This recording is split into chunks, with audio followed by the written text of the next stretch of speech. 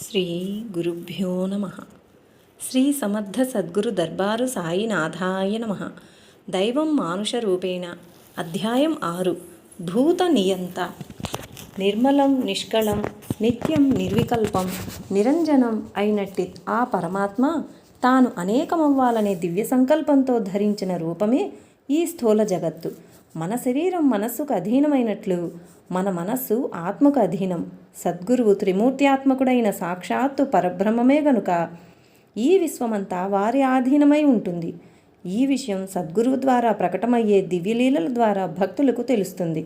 అనంతమైన ప్రకృతిని శాసించగల సద్గురువు సామర్థ్యమును చవిచూచిన భక్తులకు గురువు యందు విశ్వాసం దృఢపడి శ్రద్ధాభక్తులతో వారిని సేవించి తరించగలరు. మన జీవిత సంఘటనలను శాసించగల దైవశక్తి ఉన్నదన్న విశ్వాసం మనకు కలిగించాలని, తద్వారా నిత్య జీవితములో వివేకము వైరాగ్యము కలిగి ధార్మిక జీవితము త్రికరణ శుద్ధిగా మన చేత ఆచరింపచేయాలనే సద్గురుని యొక్క తపనే ఇట్టి లీలలకు మూలము. వారు మన నుంచి ఆశించున్నది అట్టి పవిత్ర జీవన విధానమే. మనం అలా జీవించినప్పుడే మనం నిజంగా వారికి దక్షిణ సమర్పించిన వారం అవుతాము. దమ్మపేట మోహన్ రావును విజయదశమికి 2 రోజులు ముందుగా రమ్మని స్వామి చెప్పినారు. ఆయన అరటి తోట తడపాలి, నాకు వీలు పడదని ఫోటో రూపంలో ఉన్న స్వామితో గురువారం రోజు చెప్పారు. ఆ రోజు రాత్రి 7 దుక్కుల వర్షం పడింది. ఇక తోట పని ఏమీ లేదని శుక్రవారం బయలుదేరి స్వామి వద్దకు వెళ్ళారు.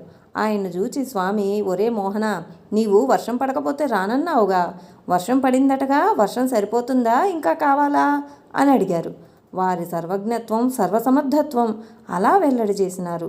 ఈ లీలను హృదయగతం చేసుకుని స్వామి స్వయంగా తమ దగ్గరకు రమ్మని చెప్పినప్పుడు ఎంత నష్టమైనా వెళితే ఆయన ఎంత సంతోషిస్తారో కదా.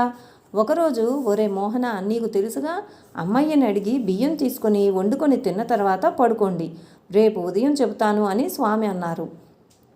వెనకాల వచ్చిన 9 మందికి కూడా మోహన్ గారే వండాలి అన్నారు.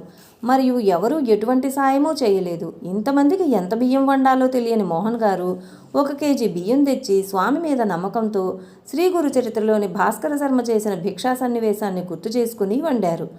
ఆ వండిన అన్నాన్ని ఆ 11 మంది తినటమే కాక మరొక 4గురికి ఇచ్చారు. మరియు ఇంకా మిగిలిన 2-3కి సరిపోయే అన్నాన్ని అక్కడ ఉన్న కుక్కలకు పెట్టారు.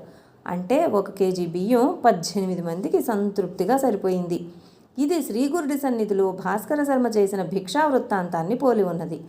ఖమ్మం జిల్లా దమ్మపేటలో బ్యాంకు అధికారిగా రిటైర్ అయిన శ్రీ రామశాస్త్రి గారు 1 సంవత్సరం దర్బారు సాయి మందిర వార్షికోత్సవానికి ఆశ్రమంలో ఉన్నారు. ఆ రోజు ఉదయం హోమం జరుగుతుంటే వర్షపు చినుకులు పడటం ప్రారంభమైనాయి. స్వామి ఆకాశం వైపు చూసి చిన్నగా ఆగు అన్నారు.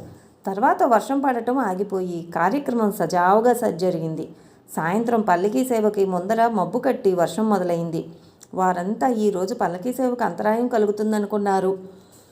కానీ చిత్రంగా వర్షం ఆగిపోయింది.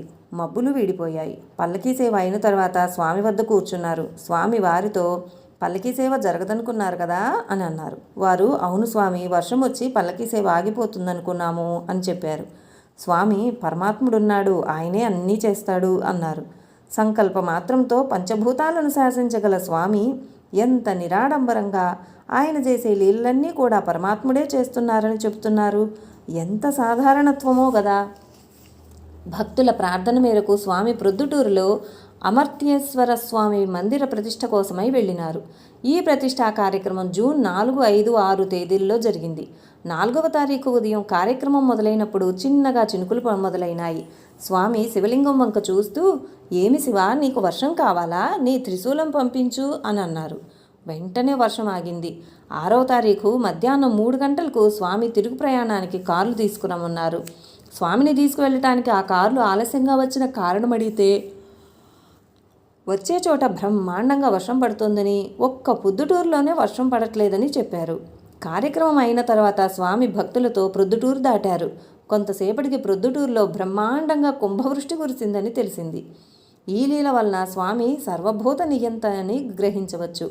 స్వామి ఆశీస్సులతో నిర్మించిన నెల్లూరు చిల్డ్రన్స్ పార్కు సాయి మందిర ప్రతిష్ఠ మే 13వ తారీఖున ఖాయమైంది.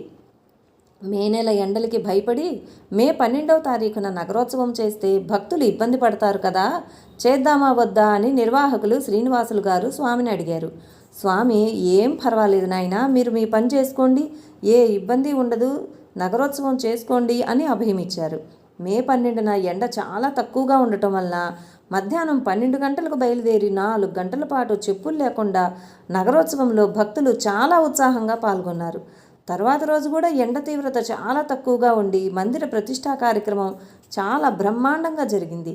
మే నెలలో ఆ 2 రోజులు ఎండ తీవ్రత లేకుండా ఉండటం చాలా ఆశ్చర్యము, అద్భుతము. నెల్లూరు నుండి డాక్టర్ శ్రీధర్ రెడ్డి గారు స్వామివారి సమక్షంలో తమ సొంత ఇల్లు కట్టుకోవటానికి శంకుస్థాపన చేశారు. నీటి వసతికి బావి త్రవ్వటానికి స్వామివారే స్వహస్తాలతో టెంకాయ కొట్టి గడ్డపార వేశారు. ఆయన దయ వలన ఎంతటి ఎండాకాలమైనా వారి బావిలో నీరు పుష్కలంగా ఉంటుంది. పొగతోటలో వారి ఇంటి చుట్టుప్రక్కల వారు ఎండాకాలంలో ఆ బావి నీరే తీసుకొని వెళ్తారు.